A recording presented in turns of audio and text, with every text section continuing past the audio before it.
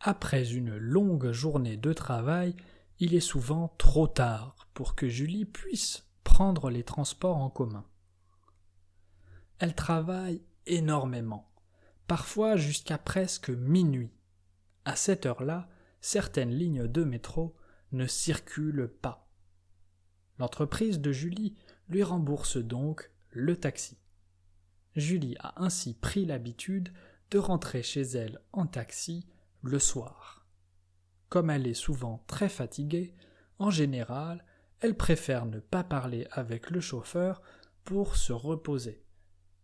Mais parfois, certains chauffeurs ont envie de discuter avec leurs clients. Julie se dit qu'ils doivent peut-être s'ennuyer.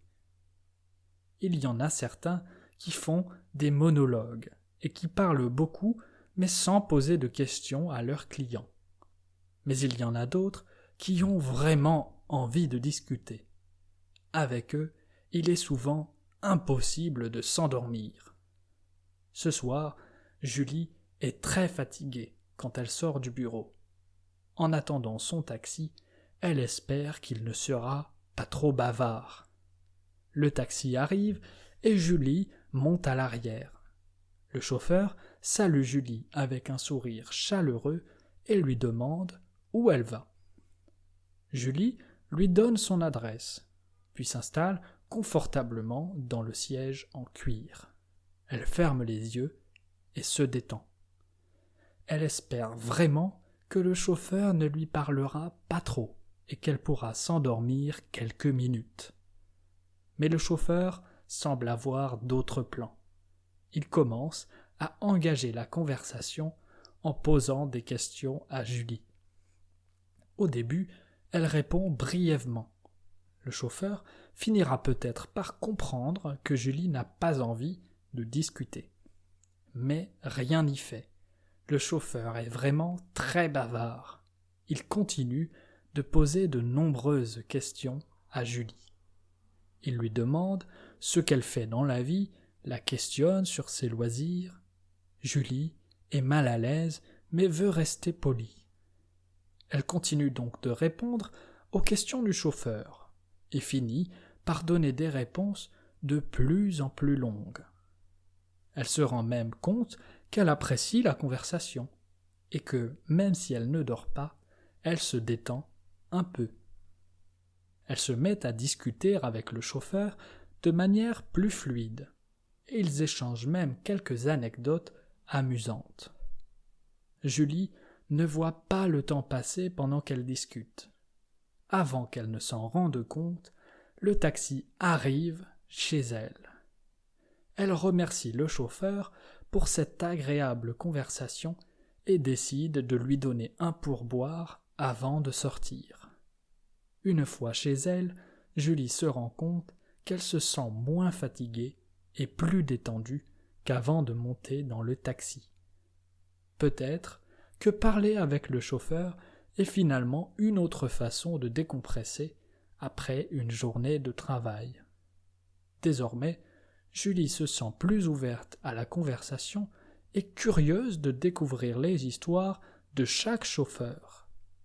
Elle réalise que chaque personne a une histoire unique à raconter, un point de vue à partager et un avis à donner. Pour Julie, même une simple conversation avec un étranger peut maintenant devenir une expérience enrichissante. Now, read the complete translation, and your French listening skills will improve. To dig deeper into grammar and vocabulary, just click the links in the description box below. C'est parti! Après une longue journée de travail, il est souvent trop tard pour que Julie puisse prendre les transports en commun. Elle travaille énormément, parfois jusqu'à presque minuit.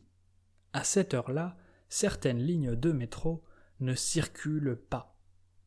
L'entreprise de Julie lui rembourse donc le taxi. Julie a ainsi pris l'habitude de rentrer chez elle en taxi le soir. Comme elle est souvent très fatiguée, en général, elle préfère ne pas parler avec le chauffeur pour se reposer. Mais parfois, certains chauffeurs ont envie de discuter avec leurs clients. Julie se dit qu'ils doivent peut-être s'ennuyer. Il y en a certains qui font des monologues et qui parlent beaucoup mais sans poser de questions à leurs clients. Mais il y en a d'autres qui ont vraiment envie de discuter. Avec eux, il est souvent impossible de s'endormir.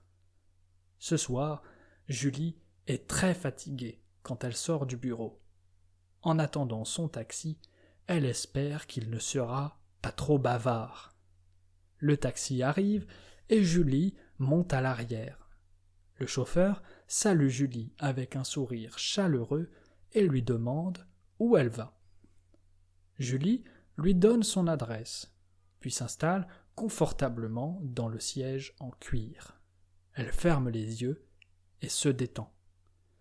Elle espère vraiment que le chauffeur ne lui parlera pas trop et qu'elle pourra s'endormir quelques minutes. Mais le chauffeur semble avoir d'autres plans. Il commence à engager la conversation en posant des questions à Julie. Au début, elle répond brièvement. Le chauffeur finira peut-être par comprendre que Julie n'a pas envie de discuter. Mais rien n'y fait. Le chauffeur est vraiment très bavard. Il continue de poser de nombreuses questions à Julie. Il lui demande ce qu'elle fait dans la vie, la questionne sur ses loisirs. Julie est mal à l'aise mais veut rester polie. Elle continue donc de répondre aux questions du chauffeur et finit par donner des réponses de plus en plus longues. Elle se rend même compte qu'elle apprécie la conversation et que, même si elle ne dort pas, elle se détend un peu. Elle se met à discuter avec le chauffeur de manière plus fluide et ils échangent même quelques anecdotes amusantes. Julie ne voit pas le temps passer pendant qu'elle discute. Avant qu'elle ne s'en rende compte, le taxi arrive chez elle. Elle remercie le chauffeur pour cette agréable conversation et décide de lui donner un pourboire avant de sortir. Une fois chez elle, Julie se rend compte qu'elle se sent moins fatiguée et plus détendue qu'avant de monter dans le taxi. Peut-être que parler avec le chauffeur est finalement une autre façon de décompresser après une journée de travail.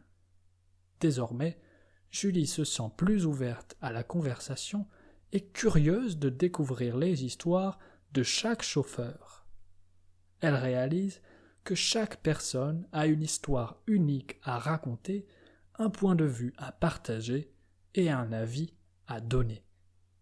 Pour Julie, même une simple conversation avec un étranger peut maintenant devenir une expérience enrichissante.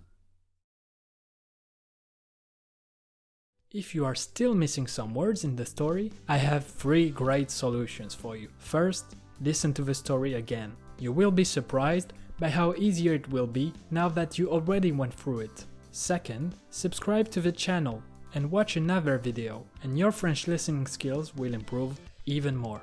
Finally, and this is the best one, you can buy one of the books by clicking the links in the description box below. The more stories you listen, the better your French will be. À bientôt!